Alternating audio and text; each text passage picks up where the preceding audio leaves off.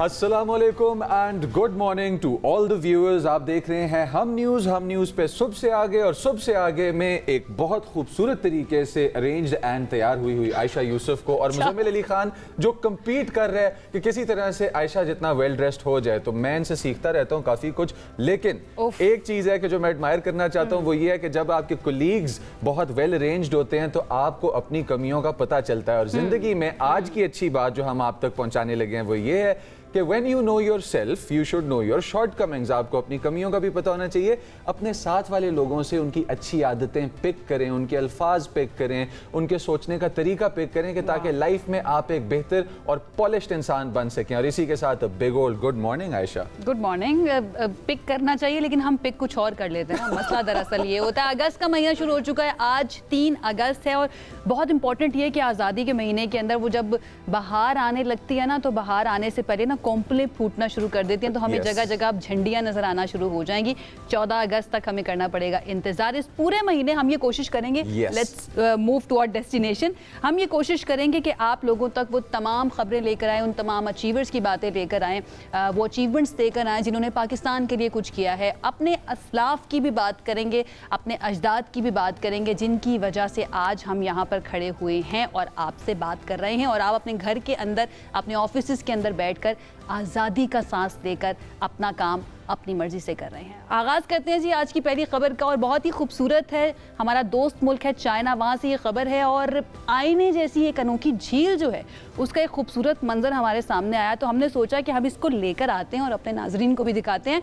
ये सूबन हुई में वाक़ई पंक्तियान झील है, जिसको अगर बुलंदी से देखा जाए तो ऐसा लगता है जैसे बिल्कुल आसमान है। और ये जो गाड़ियाँ चल रही हैं ना, ये गाड़ियाँ जो चल रही हैं ये बिल्कुल आसमान के अंदर ट्रैवल कर रही हैं।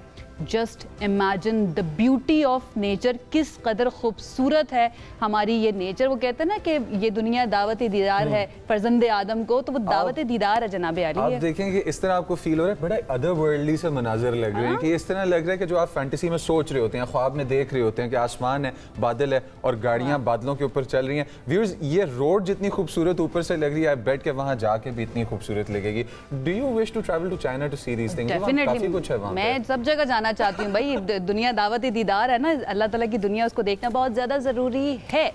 जनाब आगे बढ़ते हैं हम, और आगे बढ़कर अगली जो खबर हमारे पास है वो बहुत ही इंटरेस्टिंग है। और उससे रिलेटेड जितनी भी हमारे पास अपडेट्स आई हमने कोशिश की न्यूज़ के थ्रू भी आप तक पहुंचाएं। और अब हमारे पास क्योंकि एक फाइनल प्रोडक्ट पहुंच चुका है खबर का, तो वो पहुंचा देते हैं। हम लोग जब स्पोर्ट की दुनिया में देखते हैं ना, तो हमें पाकिस्तानी जो ब्लड है वो नज़र आता है एक नए लेवल पे, क्योंकि नेज़ाबाजी से लेके और दुनिया की किसी गेम में आप चले जाएं, जुजित्सु की आपको खबर देने लगे हैं, जो कि हमारा स्पोर्ट तो है ही नहीं, हमने अडॉप्ट किया, लेकिन उसके अंदर भी वर्ल्ड चैंपियनशिप मुनक्किद की गई जिसके अंदर पाकिस्तान ने 2 गोल्ड मेडल्स जीते हैं।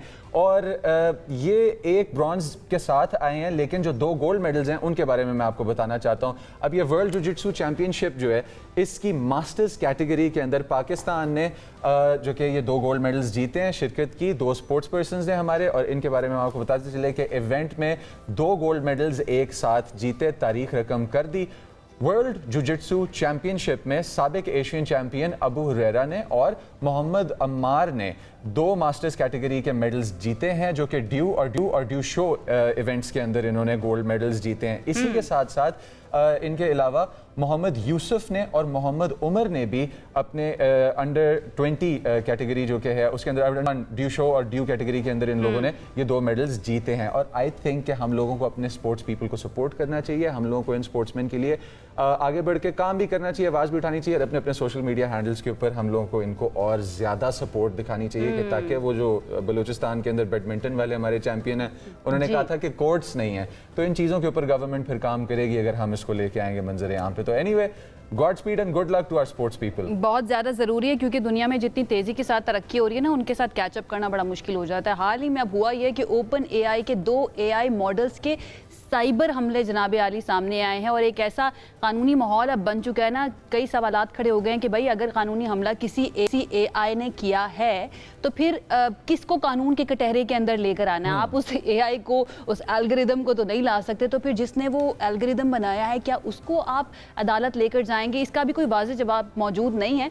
लेकिन सिचुएशन कुछ ये है कि मस्नूई ज़हानत यानी कि आर्टिफिशियल इंटेलिजेंस ने ये किया कि खुद अपनी मर्जी से एक हरकत की और इंटरनेट में जाके अपनी स्पेस से निकलकर एक दूसरी कंपनी के एल्गोरिदम के ऊपर अटैक कर दिया। और वो अटैक किया हगिंग फेस नामी एक कंपनी के ऊपर, हगिंग फेस प्लेटफॉर्म के ऊपर अटैक किया। एंथ्रोपिक के ये मॉडल्स थे कि जो इस वक्त प्रोग्रामिंग के अंडर थे। इसी के साथ ये कोई आइसोलेटेड आइडिया नहीं है कि सिर्फ एंथ्रोपिक के साथ हुआ हो। हमारे पास पहले ओपन AI के मॉडल्स थे और वो भी निकल के गए अपने उस सेफ और सिक्योर एनवायरनमेंट में कि जहाँ से उनको इजाज़त नहीं थी। और सिक्योर सेफ एनवायरनमेंट इसलिए कि उनको पूरी तरह से डिज़ाइन नहीं किया गया था, सेफ्टी प्रोटोकॉल्स अभी उनके पूरे तैयार नहीं होते, एक्सपेरिमेंटल फेज में थे। अब आप बताएं मेरा डर ठीक है या नहीं है? आपका डर, मुझे आयशा हमेशा कहती हैं व्यूअर्स के अगर AI ऑटोनोमस हो गया अपनी मर्जी से, अगर सिंगुलैरिटी उसको मिल गई तो फिर क्या होगा? अगर हमारे कंट्रोल में नहीं रहा तो फिर क्या होगा? बहुत सारे सवालात हैं और उसका कुछ पेश खैमा जो की सूरत में ना हमें इस तरह की खबरें नज़र भी आ रही हैं।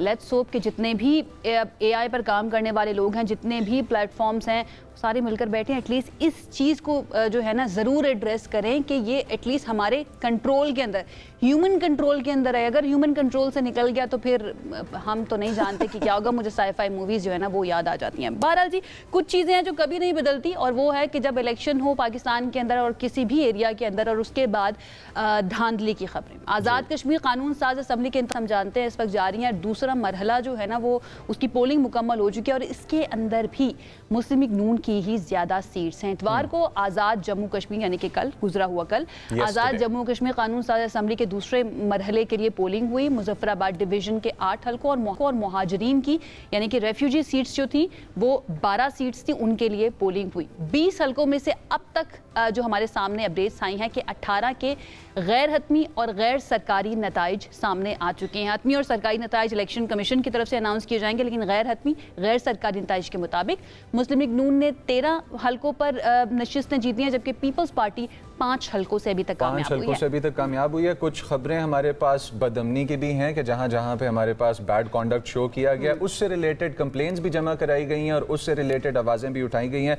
वज़ीर आला पंजाब मरियम नवाज़ ने आज़ाद कश्मीर इंतखाबात पर सोशल मीडिया पर कामयाबी की अपनी एक पोस्ट भी अपलोड की। वो पोस्ट बहुत से लोगों ने देखी भी और पंजाब में 10 में से 10 की पोस्ट भी थी कि जो उन्होंने लगा दी। पीपल्स पार्टी ने बहरहाल नून लीग पर धांधली का इल्ज़ाम लगाया है। बिलावल भुट्टो ने कहा है कि सदर आज़ाद कश्मीर पर हमले और पीपल्स पार्टी के कारकुन की शहादत जो वहाँ पे हुई है, नून लीग अपनी इस फोर्स के साथ और ये गोलियों के जोर पे और इस तरह की एक्टिविटीज़ के जोर पे वोट पे डाका नहीं डाल सकती। अब ये दोनों तरफ से जो आ रहा है मेजर और काउंटर मेजर, इसके दरमियान ये इलेक्शंस बड़े सेंसिटिव पॉइंट पे आके खड़े हो गए हैं। आई थिंक हमें इसकी डिस्कशन रेलेवेंट पर्सनैलिटी से करनी चाहिए बजाय इसके कि हम अपना तबसरा दें। हमारे साथ हसन मुर्तज़ा साहब Pakistan Peoples Party central Punjab general secretary मौजूद हैं इस वक्त। उनको वेलकम करते हैं और उनसे पूछते हैं हालात। अस्सलाम वालेकुम सर, गुड मॉर्निंग। जी वालेकुम अस्सलाम, good morning. Is it a good morning Hasan साहब? अगर मैं पूछूं इस तनाजुर में कि कल जो इंतखाबात हुए और कल से जो खबरें आ रही हैं। बहुत शुक्रिया जी। बड़ा हॉट टॉपिक है और बड़ा अहम टॉपिक है। मैं समझता हूं कि अगर वो इंतखाबात होते तो यकीनन उस पर कुछ कमेंट भी किया जा सकता था।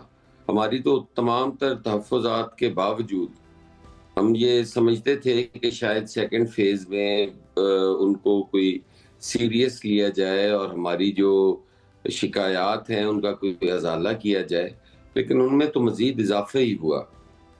और बहुत अफसोस है कि जिनके साथ हम इत्तेहाद में बैठे हुए हैं वो हमारे पे गोलियां भी चला रहे हैं और एक इलेक्शन के लिए या एक सीट के लिए वो मरने मराने पे उतरे हुए हैं। अब इससे ज्यादा और मेरा तो नहीं ख्याल कि कुछ कहा जा सकता है। राइट। अच्छा हसन मुर्तज़ा साहब, अभी तक दो मरहले हो चुके हैं आज़ाद कश्मीर इलेक्शन के। इसके अंदर पीपल्स पार्टी के अगर मैं पूछूं कि टॉप 3 एतराज़ात, धांधली हम जानते हैं, उसके बाद कल जो हुआ आपने बताया शहादत, और फिर जिस तरह से हरासमेंट के भी कुछ वाक़यात देखे गए, पीपल्स पार्टी का प्लान ऑफ एक्शन इस सारे मामले को लेकर क्या है? क्या इसके नताइज विफाक के अंदर भी हम देख सकते हैं, इत्तेहाद के ऊपर भी कोई ज़रब आ सकती है? देखिए, पीपल्स पार्टी जो है वो इस तरह तो नहीं है कि वो एक इलेक्शन की वजह से वो कहे कि हम इत्तेहाद खत्म कर दें या बाकी चीजें खत्म कर दें, लेकिन जहां पे हमारे कारकुनों का खून होगा, जहां पे हमारे पे गोलियां चलाई जाएंगी, तो मेरा ख्याल है वहां पे सियासत खत्म हो जाती है। वहां पे हमारे इत्तेहाद जो हैं, रहे ना रहे उस इत्तेहाद का क्या फायदा। अगर हमने इसी तरह जानों की कुर्बानियां दे के, अब देखें ना, एक तरफ पाकिस्तान पीपल्स पार्टी की आप अगर हिस्ट्री देखें, उसकी लिस्ट देखें, उसकी कुर्बानियां देखें, उसकी शहादतें देखें, तो आपको बड़ी एक तवील लिस्ट मिलेगी। दूसरी तरफ ये पीएमएलएन की जो सियासी तारीख है, उसमें कोई एक कुर्बानी भी मुझे बता दें कि एक कुर्बानी भी इन्होंने दी हो।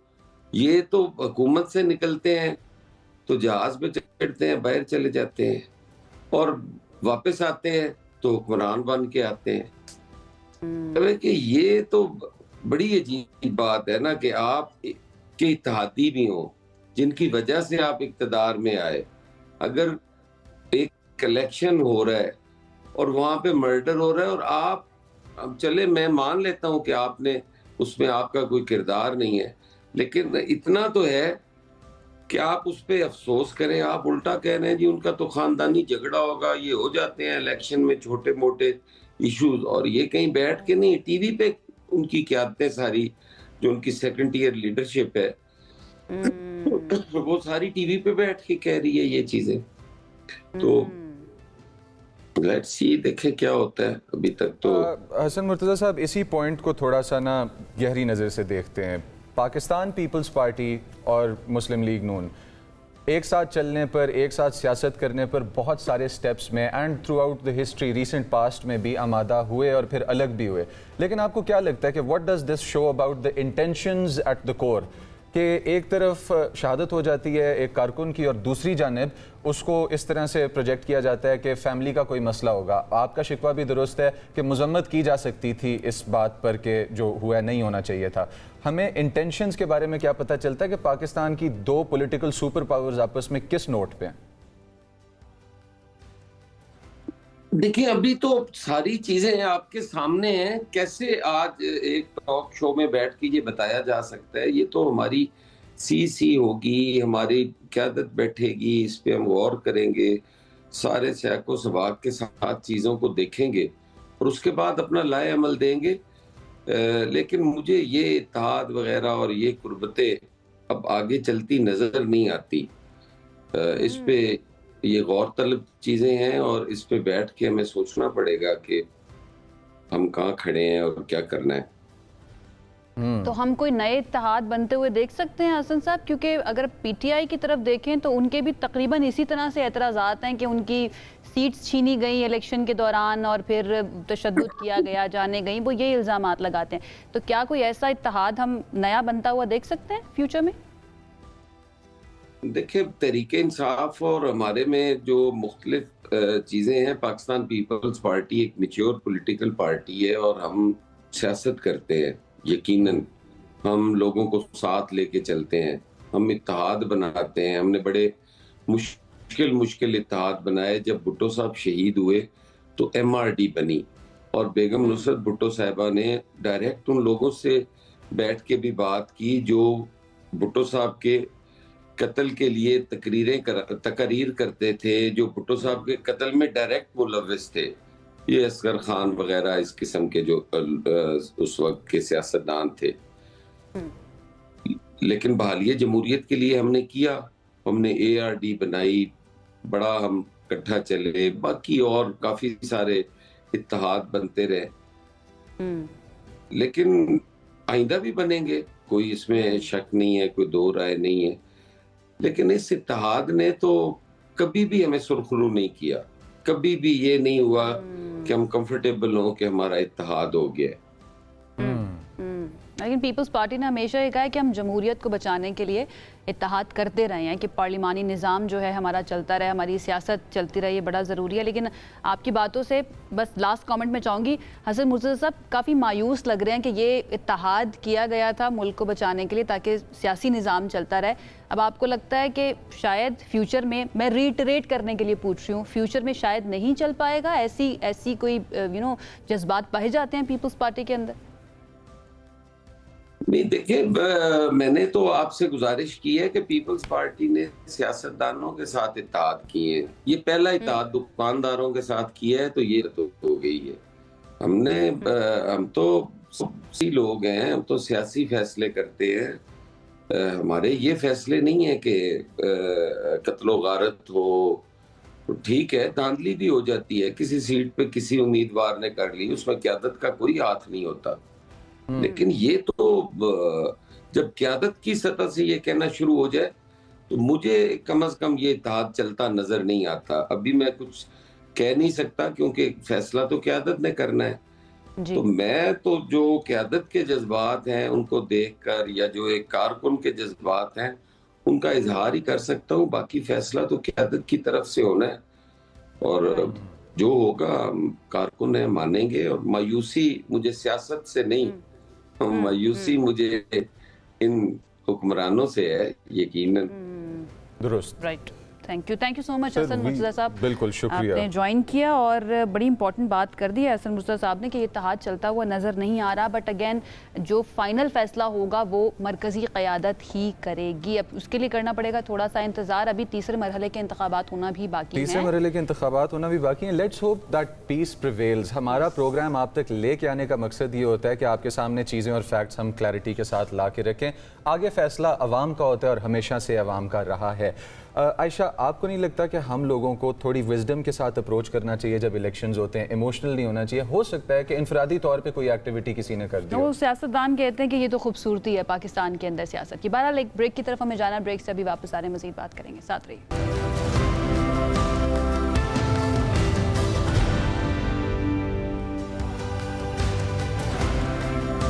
Welcome back from that break views. और ख़बर वो है कि जिसने आप सबको और हमें भी परेशान किया हुआ है, एंड राइटली सो। बहुत टैलेंटेड यंग ब्लड और कोपैमा जो गए ब्रॉड पीक को सर करने और वहाँ से वापस ना लौट सके क्योंकि बर्फ़ानी तोदा गिरा जिसने 10 के 10 कोपैमा अपने नीचे दबा दिए।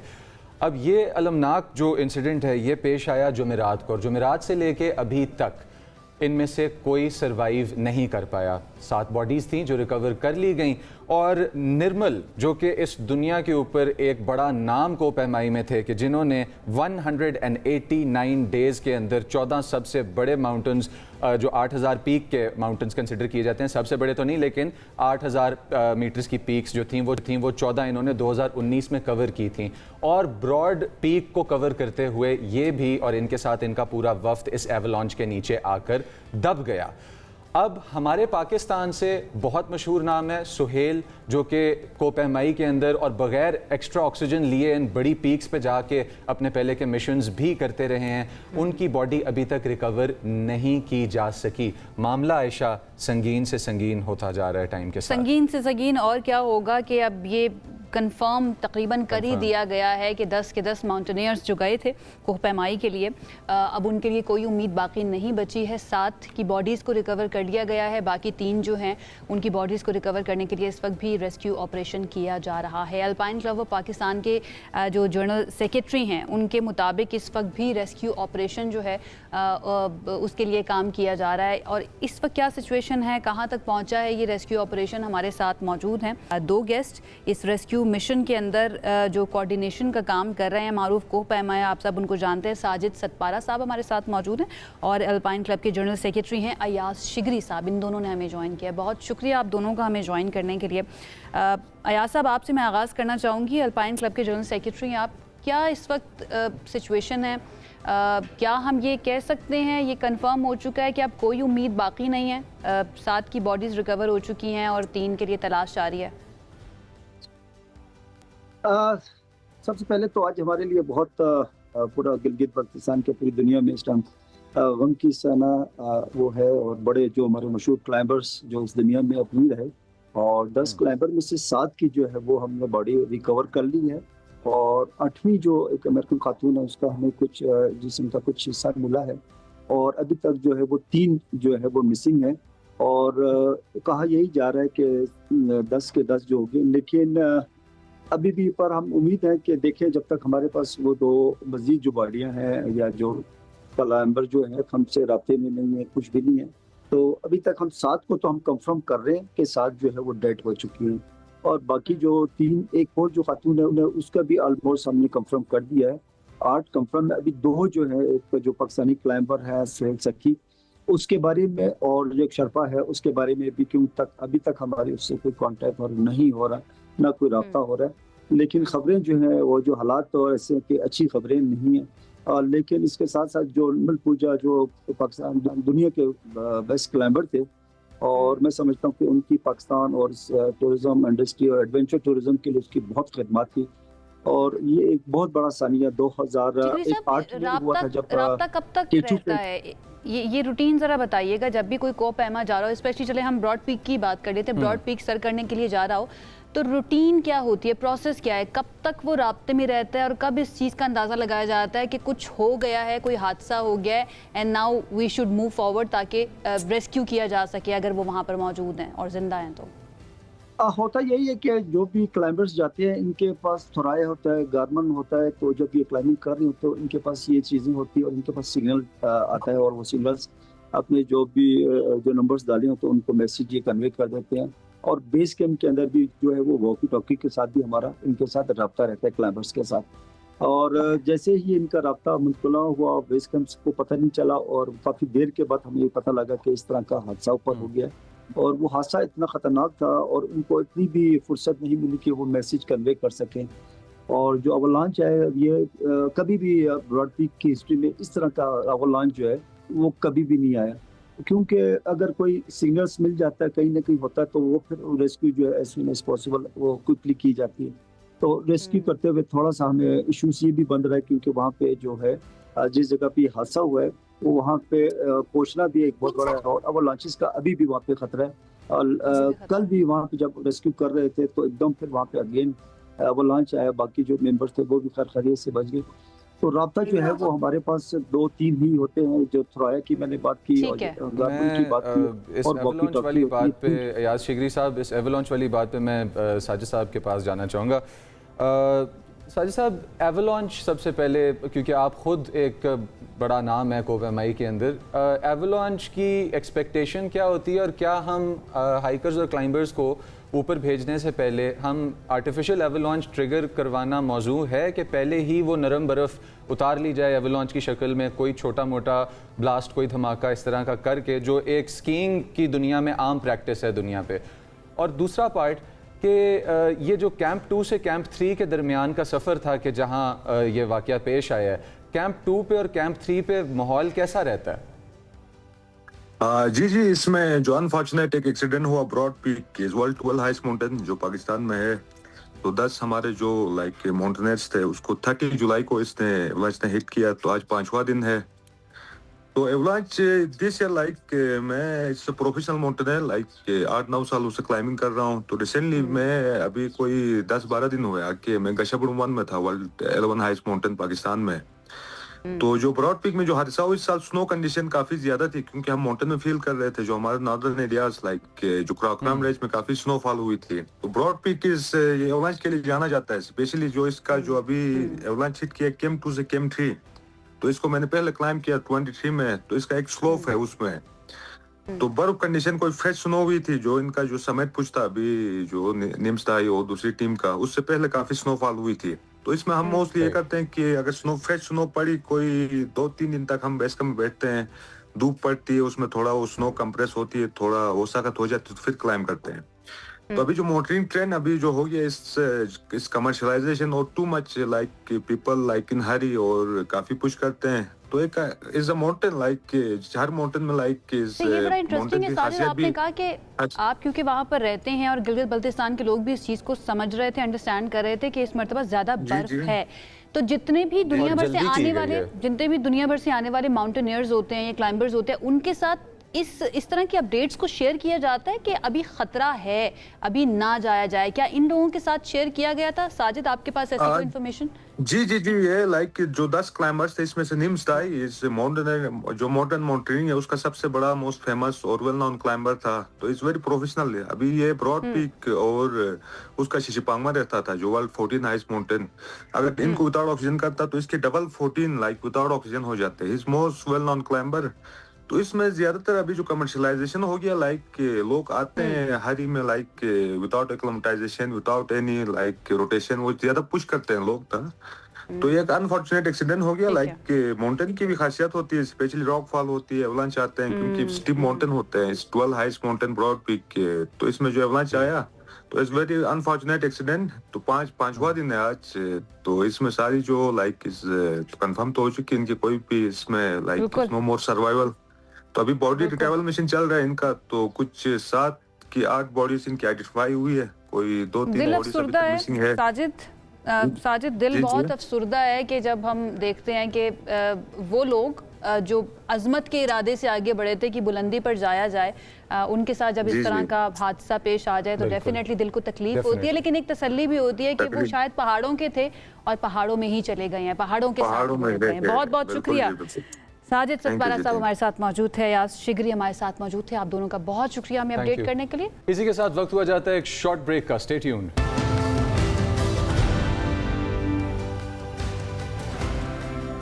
जी, welcome back from that break. और पाकिस्तान के बारे में अगर हम लोग मैरीटाइम की बात करते चले, यानी कि पाकिस्तान के समंदरों की और तिजारत जो पाकिस्तान के समंदरों से आ रही है इस वक्त, उसकी बात करते चलें तो पाकिस्तान को आलमी बहरी तिजारत के लिए एक बड़ी कामयाबी हासिल हुई है। हुआ क्या है कि लॉयड जॉइंट वॉर कमेटी ने पाकिस्तान को अपनी वॉर रिस्क असेसमेंट लिस्ट के अंदर से निकाल दिया है, जिसका ये मकसद है, जिसका ये मतलब है कि यहाँ पे आने वाली तमाम शिप्स अब सेफ हैं जो बिजनेस के लिए आ रही हैं। इस फैसले के बाद पाकिस्तान की बंदरगाहों पर आने वाले और जाने वाले जो बहरी जहाज़ होंगे उन पर आयद इजाफी वॉर रिस्क जो इंश्योरेंस होती है उसमें कमी आ जाएगी, जिसकी वजह से बरामदात और दरामदात दोनों के रेट्स के अंदर भी कमी आएगी, बिजनेस आसान हो जाएगा।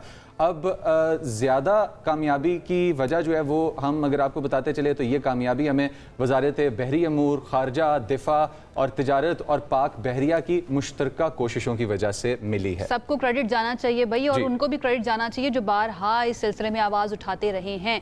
अगर हम स्पेशली नेवी की बात करें तो पाकिस्तान की समुद्री हदूद में बेहतर सिक्योरिटी को उन्होंने बहुत बेहतर किया है। एट द सेम टाइम महफूज बहरी माहौल को मुअस्सर अंदाज में आलमी इदारों के सामने पेश किया है हमारी नेवी ने, जिसके बाद ये फैसला किया गया। इस फैसले के मुतवक्के फ़वाइद अब क्या हैं, यानी कि इससे हमें क्या फ़ायदा होगा या फिर what does it mean for Pakistan, ये आपको बताते हैं। इनकी वजह से होगा ये कि पाकिस्तानी बंदरगाहों पर आलमी एतमाद जो है उसमें इजाफा होगा। वॉर रिस्क इंश्योरेंस पर जो प्रीमियम देना पड़ता था उसके अंदर बहुत हद तक कमी हो जाएगी। एट द सेम टाइम हमारी इम्पोर्ट और एक्सपोर्ट्स की लागत जो है उसमें भी कमी का इम्कान है।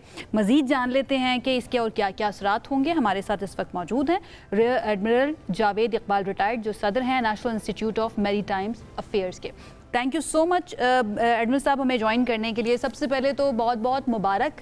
और what does it mean for Pakistan, इस लिस्ट से निकल जाना पाकिस्तान का, यानी कि हमारा जो समंदर है जो पाकिस्तान के साथ लगता है, महफूज हो चुका है अब? जी जी बिल्कुल, बहुत शुक्रिया मुझे इनवाइट करने के लिए। देखिए, इसको सादा ज़ुबान में अगर मैं कहूँ तो हमें ये मालूम है कि पूरी दुनिया की तिजारत का तकरीबन 85% से ज़्यादा हिस्सा समुद्री रास्तों से होता है। मर्चेंट शिप, बड़े बड़े तिजारती जहाज़ जो इकोनॉमी ऑफ स्केल्स है, ज़्यादा से ज़्यादा सामान लेकर जाते हैं।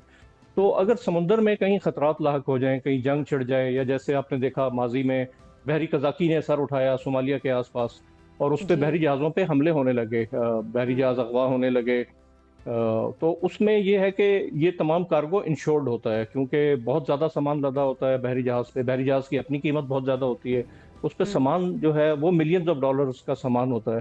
तो ये सारी चीज़ें एक इंश्योरेंस कंपनियां, जो बीमा कंपनियां हैं, उसके निज़ाम के तहत इंश्योर्ड होती हैं और ये रिस्क कवर होता है। तो जैसे आपने देखा कि हम में से हर कोई, ज़्यादातर लोग अपने कार या मोटरसाइकिल या अपनी वैल्यूएबल्स की इंश्योरेंस करवाते हैं, तो उसका एक प्रीमियम अदा करना पड़ता है। वो एक प्रीमियम है कि खुदा न खास्ता अगर कोई चीज़ हो जाए तो वो बीमा कंपनी आपके नुकसान का अजाला करेगी।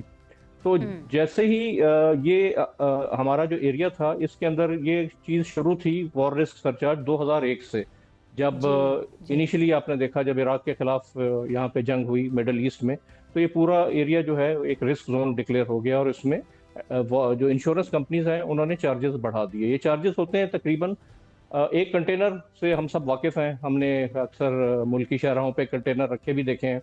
तो एक कंटेनर के ऊपर आप समझें कि $1,500 से लेके $4,000 तक एक्स्ट्रा चार्ज लग जाता है, वॉर रिस्क प्रीमियम देना पड़ता है। और ये बहुत बड़ा तो पाकिस्तान ने ऐसे कौन से मिलियन ऑफ स्टेप्स डॉलर्स उठाए का हैं? सालाना अगर एडमिरल साहब मैं आपसे ये पूछूं हो सकता है, डिपेंडिंग अपॉन के ट्रेड क्या है।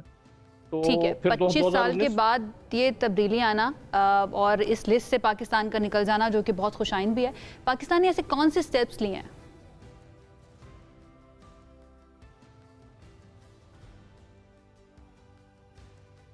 जी बिल्कुल, इसमें देखें, एक तो तमाम स्टेक होल्डर्स की कोऑर्डिनेशन बहुत इंपॉर्टेंट है। Ministry of maritime affairs, ministry of defence, ministry of commerce और सबसे बढ़ के पाकिस्तान बहरिया का इसमें बहुत अहम किरदार है। 2001 से हम इसको फॉलो कर रहे थे पाकिस्तान बहरिया में, और 2019 में इस एरिया में कमी लाई गई, लेकिन फिर भी कुछ पाकिस्तान की बंदरगाहों के नाम जो हैं वो इसके अंदर रह गए। तो अब जब आपने देखा कि ऑपरेशन महफूजुल बहर के तहत बहरी निगरानी में इजाफा किया गया, ऑल्दो हमारे कुर्बो जवार में एक जंग छिड़ी हुई है, लेकिन हमारे पानी जो है वो महफूज हैं, और ये हमारी बहरिया की जो निगरानी की सलाहियत है, ये उसका एक अमली मज़र है।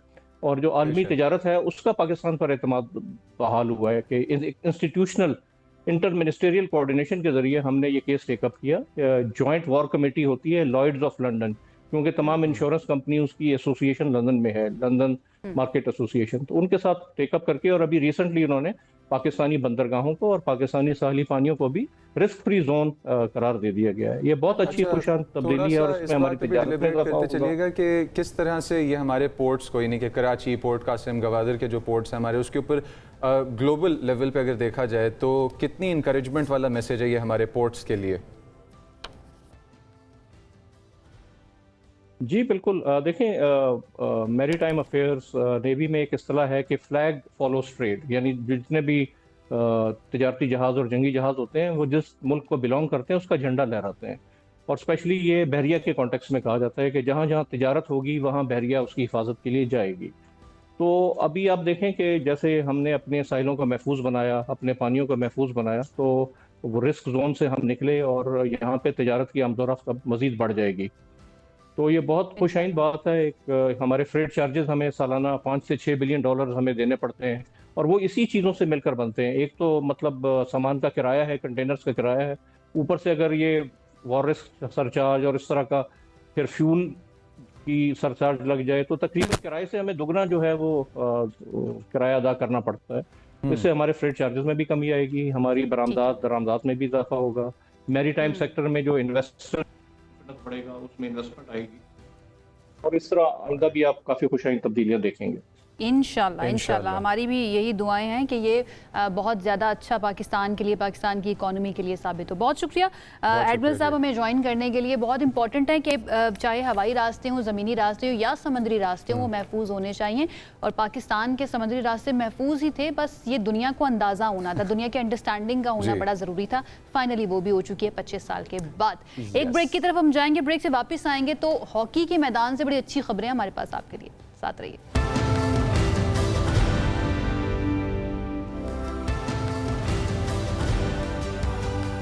जी welcome back from that break. अगस्त है महीना, 2026 है साल, और आपके सितारों के हाल अहवाल लेके इस सेगमेंट में हम लोग करेंगे कुछ गपशप। नया महीना अपने साथ उम्मीदें लाता है, नए फैसले होते हैं और कई ऐसे सवालात होते हैं कि जो हमारे दिमाग में घूम रहे होते हैं। तो आज हमने सोचा कि क्यों ना अगस्त 2026 यानी अगस्त के इस महीने के मुख्तलिफ बुरूज से ताल्लुक़ रखने वाले अफराद के लिए ये महीना जो है वो क्या चीज़ें लेके आ रहा है, करियर के लिए, कारोबार के लिए, उनके मामलात में अगर हम देखें या रिश्तों के अंदर देखें, क्योंकि काफ़ी सारे लोग ज़ोडिएक्स में आयशा बहुत बिलीव करते हैं, बहुत ज़्यादा करते हैं, और ये कोई नई बात नहीं है। नई बात तो नहीं 5000 साल की नोन हिस्ट्री है, उसमें से 3000 साल पहले तक तो हमें ये पता चलता है कि लोग डेल्फी के मंदिरों में जाया करते थे, ये पता करने के लिए कि आगे आने वाले दिन जो है ना वो कैसे रह सकते हैं।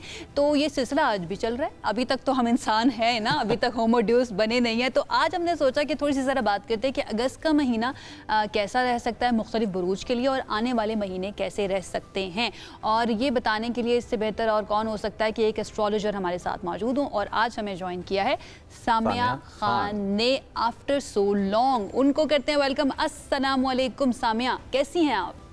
वालेकुम अस्सलाम आयशा एंड मुसम्मिल, बहुत शुक्रिया इनवाइट करने के लिए। जो इस वक्त हमको देख रहे हैं उनको हमारा सलाम, गुड मॉर्निंग। वालेकुम अस्सलाम and very very good morning Samia. ये बताइए सबसे पहले तो कि अगस्त हो चुका है शुरू, आज 3 तारीख है। मैं चाहूँगी कि क्योंकि वक्त कम होता है, फिर कुछ जो बुरूज रह जाते हैं ना वो शिकवा करते हैं हमारे बारे में नहीं बताया, तो ज़रा बताइए अगस्त का महीना कौन से बुरूज के लिए अच्छा रह सकता है, आने वाला वक्त जो है कौन से बुरूज के लिए बेहतर, किनको मोहतात एक रहना? कानून है कि मुकम्मल तो कोई सितारा एक हैप्पी मूड में नहीं होता, लेकिन कुछ जगहों पे हमारा टेस्ट भी चल रहा होता है। तो एक तो मैं आपके सब सुनने वालों को, 12 बरूज वालों को कहना चाहूंगी कि 11 अगस्त से लेके 28 सितंबर तक ऑन एंड ऑफ हस्बे तौफीक हर बंदा अपने हिसाब से अपना सदका जरूर निकाल दे। ये बस मैं कहना चाहूंगी अपने 12 बरूज को जो है, ये एक डेट नोट कर लीजिएगा, क्योंकि मार्स फॉल कर रहा है। मुल्क के लिए दुआ कीजिए, अल्लाह की यूनिवर्स के लिए दुआ कीजिए। ये वाला एक टाइम जो है आप लोगों ने कलेक्टिवली, और जितनी अल्लाह ने तौफीक दी, अल्लाह ताला को आपकी तौफीक मंजूर है, क्वांटिटी नहीं चाहिए, ठीक है ना। तो वो ये जेस्चर ही उनको प्यारा लगता है, सदका रद्दे बला भी है। अच्छा जी, पहला आसमान का सितारा है एरीज, आयशा जी, बुर्ज हमल जो है, इनको जो ब्लेसिंग मिल सकती है अगस्त के महीने में, लव लाइफ में ऑसम क्लिक हो सकता है, बच्चों की साइड से कोई जो है हैप्पीनेस मिल सकती है। मैरिज लाइफ में जरा मोहतात रहें, और अपने बिजनेस मैटर्स को लेके जल्दबाजी में कोई डिसीजन ना करें। अगला सितारा टॉरस यानी कि बुर्ज सौर वाले जो हैं, इनको जो ब्लेसिंग मिल सकती है, जिनका सपना अपना घर है, अल्लाह ताला सबको अपना ये सपना पूरा करें सबका। इस वक्त टॉरियंस को अगस्त में वार्मथ अपने रिश्तों से, अपने घर से और घर की खुशी भी मिल सकती है। और इनको केयरफुल कहाँ पे रहना है, इनको जो बहुत ज्यादा एहतियात करनी है वो करनी है रिश्तेदारियां। और अगर आप सिटी टू सिटी ज्यादा ट्रेवल कर रहे हैं तो सदका दे के सफर करना है। अगस्त के महीने में हम बात कर रहे हैं 2026 की। अगला सितारा जेमिनाई यानी बुर्ज सरतान, मामलात माली में बहुत मोहतात रहना है, लेन देन हो गया, पैसे की ट्रांजैक्शंस हो गई, एतबार करना हो गया। और अगस्त इनको ब्लेसिंग दे के जो जा सकता है ना, वो इस वक्त जाएगा। कोई अच्छे घर में रिश्तेदारी हो सकती है, कोई मनपसंद तबादला पोस्टिंग हो सकती है जो है, या कोई आप शहर हिजरत करना चाहते हैं, उसमें सितारे पॉजिटिव जा रहे हैं। आप मुझे सुन रहे हैं ना आयशा? मैं सुन रहे, हम हमतन गोश हैं सामिया साहिबा, इतनी इंटरेस्टिंग बातें होती हैं। सामिया साहिबा, मुझे एक बात बताते चलें, क्योंकि मेरे दिमाग में अक्सर चीज़ें घूम रही होती हैं शरारत वाली, कि ये तीनों सितारों का और तीनों बुर्जों का जो अभी तक आपने बताया, यहाँ पे रिश्तेदारों की वार्निंग आपने साथ साथ दी है। ये कोई रिश्तेदार कॉमन थीम चल रही है? मैं आपको बताऊं, ये जो आखिरी दौर है ना, हमारी आजमाइश ही हमारे रिश्तों में से ज्यादा होंगी। ये तो आपको रवायतें और हदीसें भी साबित कर देंगी। अब इसमें जरा लंबी डिबेट हो जाएगी, आपका टाइम होता है कम, पर अगला बुर्ज कर दूं इस चीज को। कैंसर यानी कि बुर्ज सरतान वाले जो हैं, इनको बहुत मोहतात रहना है अपनी अज़दवाजी रिलेशनशिप अगस्त के महीने में, बिजनेस रिलेशनशिप इसमें मोहतात रहना है, और पैसे कमाने के हर जायज और हलाल तरीकों पे गौर व फिक्र करना है। और ये वो महीना है जब हमारे मुल्क में भी इन्वेस्टमेंट्स या इन्वेस्टर्स आते हुए हमें नजर आते हैं। अगला सितारा लियो यानी कि बुर्ज असद के जो लोग हैं, वो लोग जो शादीशुदा हैं या अपने वर्क अलायंसेस में हैं, आपको माशाल्लाह कोई अच्छा ब्रेक थ्रू मिलेगा, या जो वर्क अलायंसेस बिजनेस रिलेशनशिप या अज़दवाजी रिलेशंस बनाना चाहते हैं, सोल मेट टाइप आपको कनेक्शन जो है वो अल्लाह पाक देंगे। और मोहतात कहाँ पे रहना है आपको जी? आपने ट्रैफिक के मामलात में मोहतात रहना है, अल्लाह से अमान मांगनी है, हासिदीन और जो है जो बैक स्टैबर्स ये तो प्रैक्टिस में शामिल होना चाहिए। रहिएगा जी। ठीक है। अगला आ गया आयशा वर्गो यानी कि बुर्ज सुंबला के जो लोग हैं, इनके लिए जो बहुत ब्लेसिंग अल्लाह दे रहे हैं इनको इस महीने के अंदर, वो दे रहे हैं जी इनको रूहानी खुशी मिल सकती है, रूहानियत में अपग्रेड होते हुए वर्गोस नजर आते हैं। और मोहतात कहाँ पे रहना है? फाइनेंशियल स्ट्रेटजीज में, लंबे सौदे खरीदते हुए। एक और जगह मोहतात दोस्तियों में मोहतात, दोस्तों को अगर आप नहीं छोड़ना चाहते तो फिर आपने बहुत ज्यादा यहाँ पे जरा केयरफुल रहना है वर्गोस, क्योंकि दोस्ती का इम्तिहान हो, दोस्त भी एक नेमत होते हैं, जो चीज नेमत है उसी का इम्तिहान ले लिया जाता है। लिब्रा यानी कि बुर्ज मीज़ान के जो लोग हैं, इनको अल्लाह ताला कोई स्ट्रॉन्ग डिजायर पूरी कर सकते हैं, बच्चों से रिलेटेड, रोमांस एरिया से रिलेटेड, यहाँ पे अल्लाह पाक इनके लिए कोई बेहतरी फरमा सकते हैं। और जो इनको मोहतात रहने, जो लोग बिजनेस कर रहे हैं, जाती बिजनेस, और वो लोग जो लाइमलाइट में है, पॉलिटिशियंस हैं, मीडिया एंकर्स हैं, बहुत केयरफुल कि कोई स्टेटमेंट आपके गले ना पड़ जाए और आपको स्कैंडलाइज ना कर दे। अगला सितारा स्कॉर्पियो यानी कि बुर्ज अकरब, अगस्त का महीना आपको ब्लेस करके जा सकता है, फेम की इंडिकेशन हो रही है, कोई कारोबारी मौके, कारोबारी अपॉर्चुनिटी मिल सकती है इनको। और मोहतात इनको कहाँ पे अगस्त में रहना है? अगर आप ओवरसीज ट्रेवल कर रहे हैं, बहुत मोहतात रहें। अगर आप पेपर वर्क, स्पेशली मेरे जो स्कॉर्पियन स्टूडेंट्स हैं, अगर अगस्त में कोई पेपर देना है तो बहुत केयरफुल, ताकि कोई गलती ना हो, किसी भी फेलियर या रिजेक्शन से बचने के लिए पेपर वर्क बहुत ध्यान से सबमिट कराइएगा स्कॉर्पियंस। अगला सितारा सेजिटेरियंस यानी कि बुर्ज कॉज, जिंदगी इनको फैसिलिटेट करेगी या नवाज सकती है। कोई जो मेरे स्टूडेंट्स हैं सेजिटेरियंस, कोई रिमार्केबल कामयाबी, बाहर जाके पढ़ने का सपना या अपना कोई टारगेट अचीव करना, और आपको अगर किसी पेपर वर्क में स्टकअप हो, कोई फाइल, कोई सरकारी दफ्तर, कोई लिटिगेशन, कोई वीजा एम्बेसी, उसमें भी आपको सुरखुरू होते हुए नजर आते हो। जो लोग बाहर माइग्रेट करना चाहते हैं, उनके रास्ते सेजिटेरियंस के निकल रहे हैं। और सेजिटेरियंस को अगस्त में अगर अपना सदका सोच के देना है, माली लेन देन करते वक्त कीमती चीजों का ध्यान रखना है, उधार दें तो उतना दें या कर्जे हंसना समझ के दें जिसको आप बर्दाश्त भी कर सको। तो माली नुकसान से अगस्त में बचना है। हाँ, ठीक है। तो माली नुकसान से तो मैं कहती हूँ अल्लाह से तिजारत कर लीजिए, उस माल का कुछ हिस्सा अल्लाह की राह में दे दें तो अल्लाह पाक किसी भी नुकसान से आपको बचा लेंगे। कैप्रिकॉर्न यानी कि बुर्ज जद्दी के जो लोग हैं, अरे वाह, छक्का लग सकता है कैप्रिकॉर्नियंस फाइनेंसेस में। कोई अनएक्सपेक्टेड जगहों से पैसा, कोई ऐसी जगह जहाँ पे आपने सोचा ना हो, या अल्लाह ताला आपको कोई नवाज भी सकते हैं। जब वो देते हैं तो बेहिसाब देते हैं, वो जाते बेनियाज हैं। और इनका जो खाना है, जो मोहतात कहाँ पे रहना है, मियाँ बीवी ने लड़ना नहीं है कैप्रिकॉर्नियंस, क्योंकि शैतान को मजा आता है मियाँ बीवी को लड़वा के। तो अगस्त में आपने लड़ना नहीं है। अपनी अज़दवाजी relationship, business relationship, be very careful in two fronts के ऊपर। अगला सितारा आ गया एक्वेरियस यानी कि बुर्ज दिलो।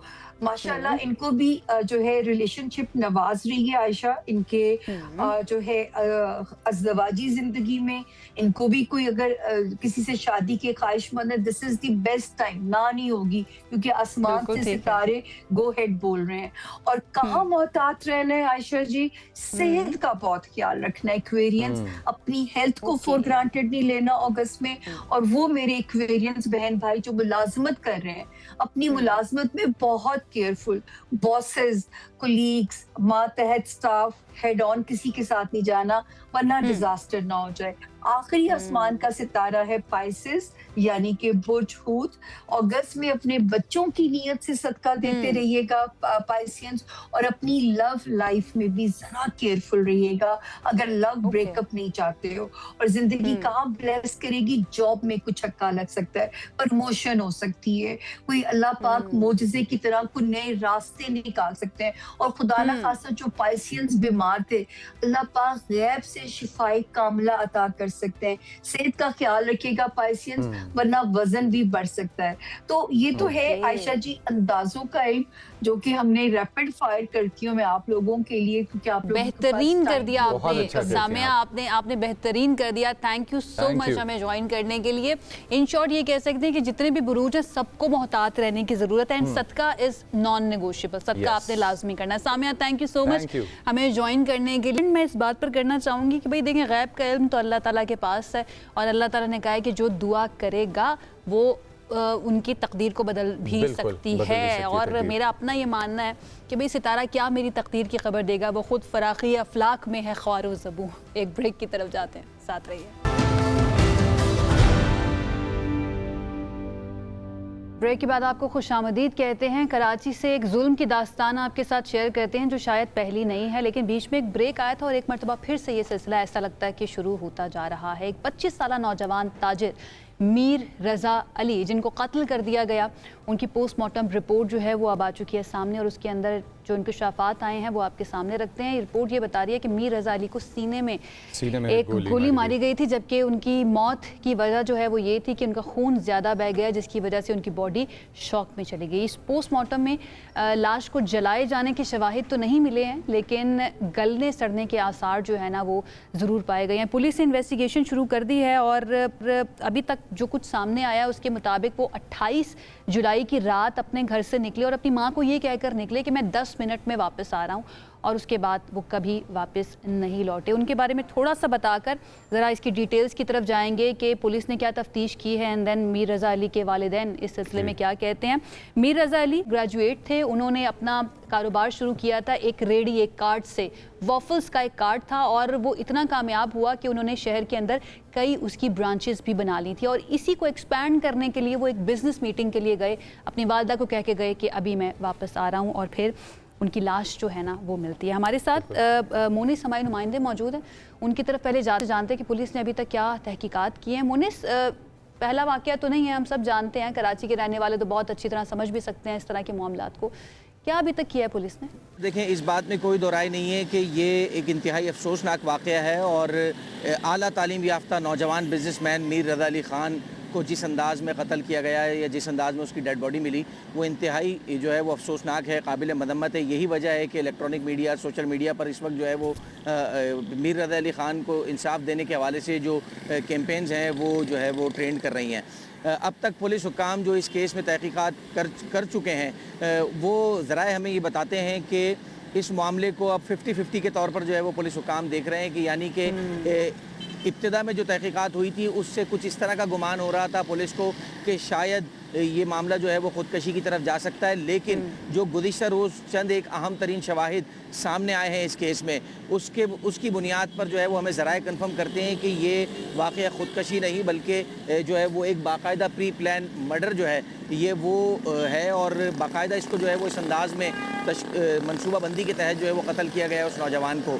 साथ ही जो एक CCTV फुटेज गुज़िश्ता रोज़ सामने आई जो कि उस मकाम की है कि जहाँ से मीर रज़ा अली ख़ान की जो है वो डेड बॉडी मिली थी, ये 29 तारीख की रात की 3:36 की जो है वो CCTV फुटेज है, और उसमें देखा जा सकता है कि उस वीरान सुनसान मकाम पर जहाँ से 29 जुलाई की दोपहर को मीर रज़ा अली की बॉडी मिली थी, वहाँ पर रात 3:36 पर एक मशकूक मोटरसाइकिल आती है, वो रुकती है और तकरीबन 20 से 22 सेकंड तक वो मोटरसाइकिल उसी मकाम पर रुकी रहती है, और उसके बाद वो मोटरसाइकिल वहाँ से रवाना हो जाती है।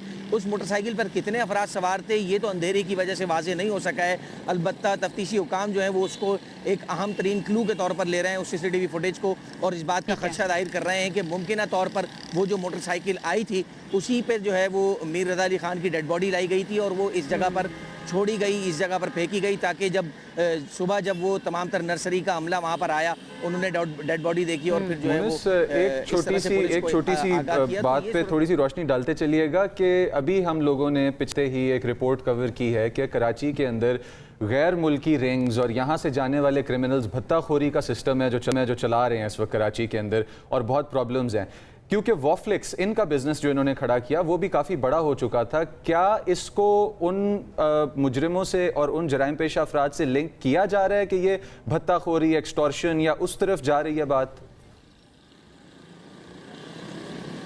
देखिए, इस वक्त मुकम्मल तफ्तीश जो है वो तमाम तर पहलुओं पर, जिस वक्त किसी भी केस की, ये तो खैर हाई प्रोफाइल केस है, अगर किसी आम केस की भी जब तफ्तीश पुलिस हुकाम शुरू करते हैं तो तमाम तर जाविये जो है उसके ऊपर खुले रखे जाते हैं और हर जाविये पर जो है हर पहलू को जो है वो उस पर गौर किया जाता है और हर एंगल से उस मामले को देखा जाता है। तो इस वक्त भी जो मीर रज़ा अली खान का केस है वो तो चूँकि एक हाई प्रोफाइल केस हो गया है, तो उस पर तमाम तर पहलुओं पर जो है वो तहकीकात की जा रही हैं। कोई भी पहलू ऐसा नहीं है कि जिसे पसे पुश डाला गया हो। इस वक्त तमाम तर ऑप्शन जो है वो तफ्तीशकारों के बहुत पास खुले ज़रूरी हैं भी है और कि हर पहलू से जांच की जाए ताकि हम सच्चाई तक सकें।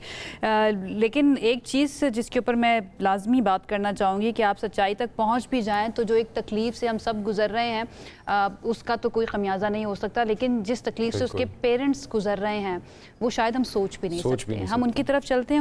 उन्होंने हमें ज्वाइन कर लिया है। मीर रज़ा अली के वालिदैन हमारे साथ मौजूद हैं। शुक्रिया अदा करूँगी कि आपने हमें ज्वाइन किया एक ऐसे मौके के ऊपर जब आप तकलीफ़ से गुजर रहे हैं और हम उस तकलीफ़ का अंदाज़ा भी नहीं कर सकते। मकसद ये है आपसे बात करने का और आपको यहाँ पर मदऊ करने का कि आपसे हमें पता चले कि एक्चुअल में हुआ क्या, या मीर रज़ा अली जो हैं वो क्या महसूस कर रहे थे, उनके जो चंद दिन आखिरी थे वो किस तरह से गुजरे।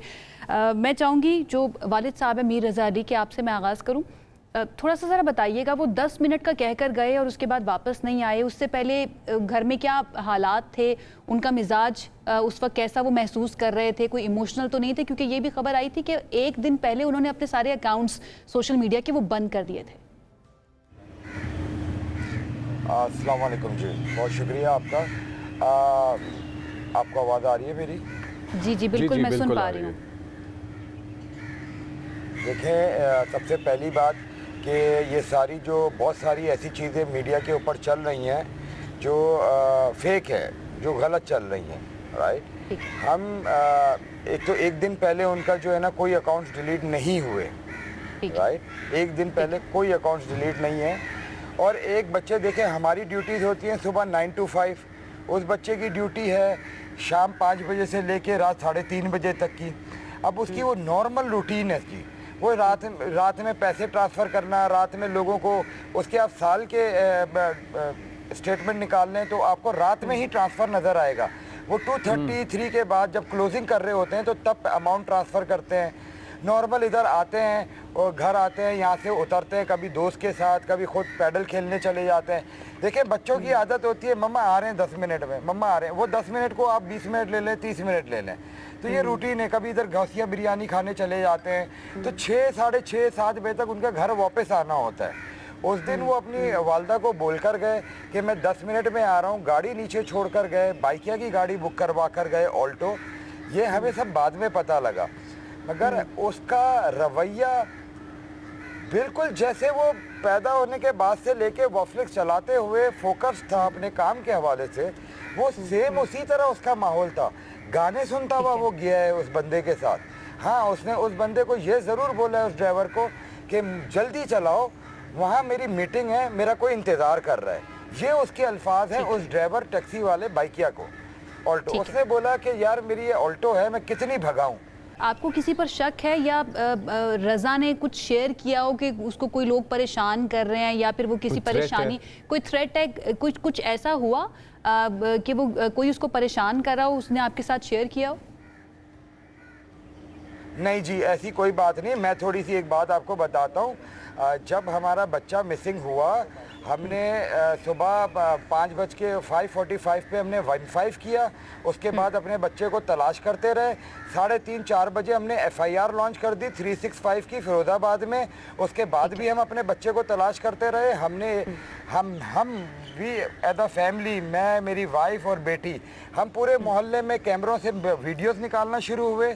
नेक्स्ट डे 29 को हम सुबह 9 बजे हमने बाइकिया पे कॉल करके उसकी डिटेल ली, उनकी मेहरबानी की उन्होंने हमें उसकी डिटेल दी कि ये कौन सी बुक करवाई है।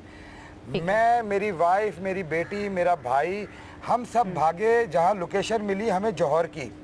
हम जौहर जाते हैं, हमें वो लोकेशन उसके किचन से 200 मीटर दूर मिली। ठीक है जी। तो हमने पहले वहाँ पर उसकी लोकेशन पे तो गए, उधर हमने इसकी इन्वेस्टिगेशन की तो गार्ड कहता है कि नहीं यहाँ पर तो कोई नहीं है। तो हम वहाँ से बाय वॉक चले गए इसके किचन पे। हमने किचन पे पता किया तो वहाँ पर भी नहीं, मगर वहाँ पर एक गार्ड ने बोला कि देखे जी वो आगे जो है ना 1-2 गेस्ट हाउस हैं इलीगल, किसी की सरपरस्तियों में चलते हैं, आप उधर पता करें। हम वहाँ पर जब आए हैं तो वो सेम स्पॉट था गेस्ट हाउस का जो रजा जहाँ पर आया था, जहाँ उतरा था। ठीक है। अच्छा, वो गेस्ट हाउस बहुत बड़ा है। अब उस गेस्ट हाउस पे मैं, मेरी वाइफ और मेरी बेटी, हम गेट के ऊपर खड़े हुए हैं तो सामने से एक बंदा आया है, उसको हमने तलाशे गुमशुदगी की वाइफ ने अपने मोबाइल पे खोली हुई थी, उन्होंने दिखाया कि ये लड़का देखा है, तो मैंने पूछा तो वो भाग गया जी। ये अभी तक देखे, मैं आपको ये सब वीडियोस में मौजूद है। उसके बाद उसके बाद दो बंदे और आए हैं, अभी गेट नहीं खुली है। पुलिस ने कोई गिरफ्तारी अभी तक डाली है? कोई गिरफ्तार हुआ है? वो गेस्ट हाउस का मालिक कौन था? इसको डिटेक्टर इस्तेमाल किया जाए। फिर उसके बाद 2 बंदे और आए, उन्होंने भी दरवाजे पे खड़े होकर जैसे ही रजा की तस्वीर देखी है वो भाग गए। ठीक है जी। वो पिछली छत से कूद के अपने 20 कमरों का मकान छोड़ के भाग गए। ओके जी। हम बाहर ही खड़े रहे, हमें तो समझ नहीं आई, हम तो मेंटली डिस्टर्ब थे, मेरी वाइफ, मेरी बेटी और हम। अब हम वहाँ खड़े रहे। थोड़ी देर के बाद 4 से 5 मोटरसाइकिलें आती है जी, उसके ऊपर डबल सवारी बंदे थे, वो वाटर बोट के बंदे थे। उन्होंने बोला आप लोग इस तरह इधर क्यों खड़े हैं? हमने बोला हम अपने बेटे को तलाश कर रहे हैं। तो मैंने बोला आप कैसे आए हैं? तो उन्होंने कहा कि जी ये पीछे से जो है ना 3 बंदे हमारे ऑफिस में कूदे, हम समझ रहे हैं डकैती की है। तो मैंने उनको तस्वीर दिखाई, मैंने बोला आप ये देखें ये बच्चा तो नहीं था? उन्होंने बोला नहीं। वो भी चले गए जी। हम उधर बैठ गए तो 1-2 मिनट के बाद एक गार्ड, हमें जो पीछे बेंगलो का गार्ड है, उसने आवाज़ लगाई मुझे कि अंकल ज़रा बात सुनिएगा। तो मेरी वाइफ और बेटी जो है उधर ही फुटपाथ के बाद खड़े रहे। मैं उसकी बात सुनने चला गया तो वो मुझे लेके आगे चला गया। उसने बोला जी आप प्लीज़ खुदा के वास्ते अपनी फैमिली को यहाँ से हटाएं, आपका बच्चा घुमा हुआ है। तो एकदम से एक बंदा आता है सिंगल मोटरसाइकिल के ऊपर, ठीक है जी, और आके मुझे बोलता है अंकल वो जो तीनों भागे हैं वो उधर रोड के ऊपर है, आप मेरे साथ बाइक पर बैठे। ये मेरे बीवी बच्चे जो है ये उधर ही गेस्ट हाउस पे गेट के ऊपर रुक गए। मैंने इनको बोला देखो कोई आए तो इधर बोलना भाई हमें गेस्ट हाउस देखना है।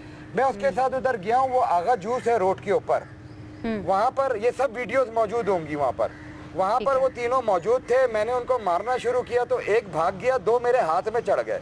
अल्लाह पाक ने हिम्मत दी थी क्योंकि मेरा बेटा घुमा हुआ है। उनको हम गेस्ट हाउस पे लेकर आए, वो गेस्ट हाउस मैंने खुलवाया। जब अंदर गए तो गेस्ट हाउस का हाल उस तरह था कि जैसे इधर पता नहीं क्या किया जाता हो 15-20 कमरों में। खैर हमने सारे कमरे देखे, नहीं मिला। सबसे टॉप वाले कमरे को अंदर से बंद किया हुआ था, उसको तोड़ने के बाद एक अंदर से बच्चा निकला। वो बच्चा रोता हुआ खैर नीचे आ गया, वहाँ पर मेरा बेटा नहीं था। मगर वहाँ पर पीछे जो है ना वो खिड़की है जहाँ पर वो जंगल का रास्ता है, वो रास्ता जा रहा है सीधा उसी नर्सरी की तरफ जो वो डेड बॉडी गिरी है। ठीक है जी।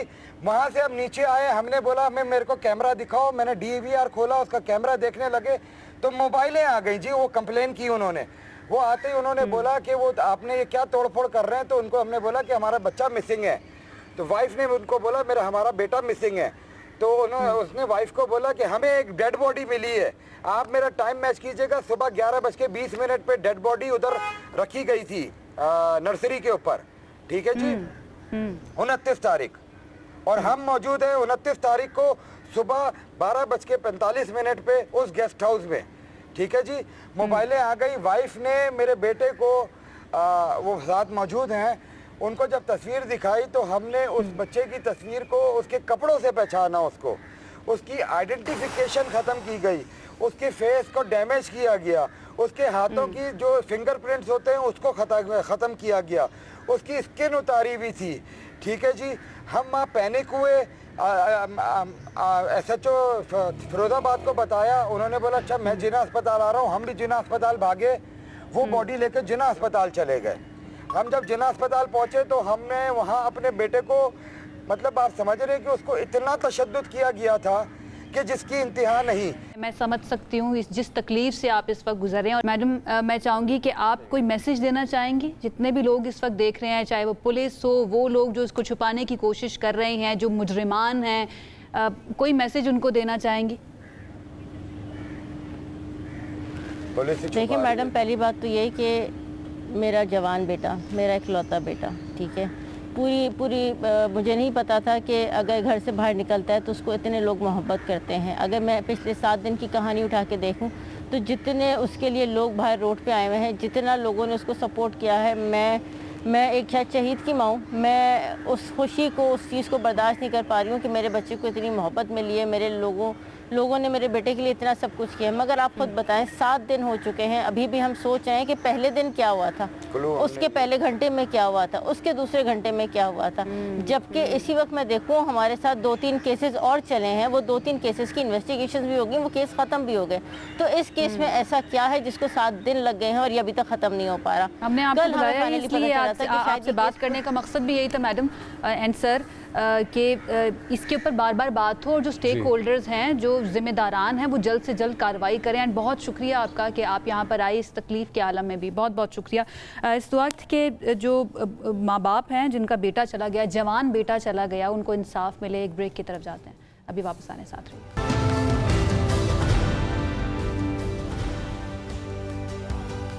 जी, ब्रेक के बाद आपको एक मरतबा फिर से खुशामदीद कहते हैं। इस वक्त जो अगर हम वर्ल्ड ऑर्डर की बात करें, उसके बाद काफ़ी तब्दीलियां हमें होती हुई नज़र आ रही हैं। ईरान और अमेरिका की जंग के बाद तकरीबन 1 महीने बाद हमने देखा था कि यूएई की तरफ से कुछ इस तरह की सिचुएशन थी कि पाकिस्तान से उन्होंने फ़ौरी तौर पर अपने जो कर्ज था उसकी रकम भी वापस मांग ली थी और वहाँ से काफ़ी पाकिस्तानियों को निकाला भी गया था। तो अब ये खबर है कि मुत्तहिदा अरब अमारात ने रजिस्टर्ड ट्रैवल एजेंट्स के ज़रिए दरख्वास्त देने वाले पाकिस्तानी शहरी जो हैं उनके लिए विजिट वीज़ों का इजरा एक मरतबा फिर से शुरू कर दिया। यानी कि वो तमाम लोग जो यूएई जाना चाहते हैं घूमने के लिए या वहाँ पर काम करने के लिए, उनके लिए आसानी होगी। और इस पेशरफ से कई माह से जारी गैर यकीनी सूरत हाल के अंदर काफ़ी हद तक कमी आई है। सिचुएशन देखकर ऐसा लगता है कि यूएई जो है ना वो दोबारा से रिकन्सीडर कर रहा है कि पाकिस्तान के साथ ताल्लुकात को रिकन्सिडर कर रहा है। पाकिस्तानी डायस्पोरा वहाँ पे ठीक ठाक क्वांटिटी में मौजूद है यूएई के अंदर, और वहाँ से आने वाला जो हमें रेमिटेंस है वो भी एक बड़ा पोर्शन रेमिटेंस का है हमारे रेमिटेंसेस में से जो हमें यूएई के अंदर से आता है। रुकावटें पैदा जो हुई हुई थी उनको बीच में से हटाया गया है और मुत्तहिदा अरब अमीरात जो है वो तकरीबन 18 लाख पाकिस्तानियों का घर है इस वक्त वहाँ पे रहते हैं। और ये पाकिस्तानी तरसीलात जो भेजते हैं, जो यहाँ पे आती हैं हमारी तरसीलात ज़र के लिए, बहुत बड़ी रकूम है कि जो वहाँ से यहाँ तक आती हैं और ये वैल्यू एडिशन है आपकी नेशन के अंदर। आई थिंक ये अच्छा स्टेप है और इसको और आगे कंटिन्यू रहना चाहिए। जितने भी लोग जाना चाहते हैं आपके लिए खबर है, आप अब आसानी हो चुकी है। इसके साथ ही वक्त हो चुका है ख़त्म हमारे शो का। इंशाल्लाह आपसे करेंगे दोबारा मुलाकात। बहुत ख्याल रखिए। अल्लाह हाफ़िज़।